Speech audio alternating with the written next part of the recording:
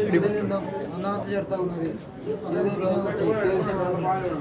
താൻ ചെയ്തത് അള്ളാഹ് ചെയ്ത നിയമങ്ങളോടുള്ള നന്ദികരാണല്ലോ എന്ന ചിന്തയിലായിരിക്കണം തോപ ചെയ്യേണ്ടത്.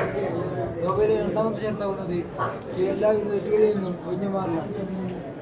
ഒരാൾ തെറ്റുകളിൽ നിന്ന് തോപ ചെയ്താൽ അവൻ അള്ളാഹുവിൽ പശ്ചാത്തലപ്പെടുന്നവനാണ് എന്നാണ്.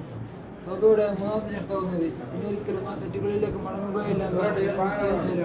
നാം നമ്മുടെ അൽപ്പത്യാശ്രത്തെ സംരക്ഷിക്കുന്നത് പോലെ നാം വേറെ തെറ്റുകളിലേക്ക് പോകുകയും നാം വളരെ ശ്രദ്ധിക്കേണ്ടതുണ്ട്. തോബയിലെ നാലാമത്തെ ഷർത്താകുന്നത് നാം നമ്മുടെ സഹജീവികളായ മനുഷ്യന്മാരോടാണ് തെറ്റ് ചെയ്തതെങ്കിൽ അവരുമായി ബന്ധപ്പെട്ട് ആ തെറ്റിനെ പരിഹരിക്കുകയും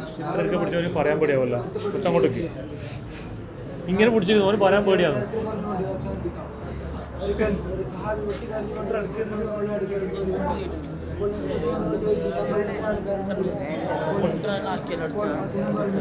എനിക്ക് മയ്യത്തിനെ മറുപടി അന്ന് രാത്രിയിൽ മയ്യത്തിനെ വസ്ത്രം വെച്ചുകൊണ്ട് പോകും. പറഞ്ഞു നമ്മൾ അള്ളാഹുലേക്ക് തോപ ചെയ്ത് മടങ്ങുക. അപ്പോൾ ആ സഹാബി വീണ്ടും കരയുകയുണ്ടായി. ചോദിച്ചു നമ്മൾ എന്തിനാണ് കരുന്നത്? അപ്പോൾ ആ സഹാബി പറയുകയുണ്ടായി ആ നാട്ടിലെ ഒരു സുന്ദരിയ സ്ത്രീ ആ സ്ത്രീയുടെ കബറിൽ ചെന്ന് ആ സ്ത്രീയെ വസ്ത്രമെടുത്തിരിക്കുമ്പോൾ അദ്ദേഹത്തിന് ആ സ്ത്രീയോട് വിവാഹം ആ സ്ത്രീയെ ചെയ്തു.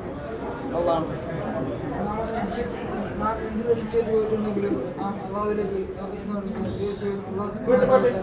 പൊരുത്തപ്പെട്ടു